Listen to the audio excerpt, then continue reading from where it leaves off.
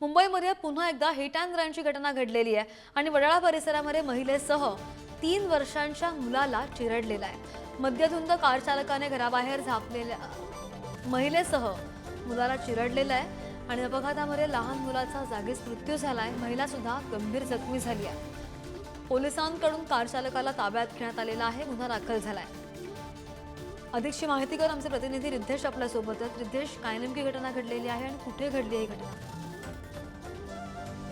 नक्कीच श्रद्धा, आपण पाहिलं मुंबईतून हिट अँड रनची घटना एक समोर आली आहे। वडाळा परिसरात रविवारी ही घटना घडली। दारूच्या नशेत असलेल्या एका कार चालकाने घराबाहेर झोपलेल्या महिला आणि तिच्या 3 वर्षाच्या मुलाच्या अंगावरती गाडी चढवली। या भयानक अपघातामध्ये लहान मुलाचा जागीच मृत्यू झाला असून महिलेवरती सध्या रुग्णालयामध्ये उपचार सुरू आहे। वडाळा परिसरातील राम मंदिर बाळाराम खेडेकर मार्गावरती ही घटना घडली आहे।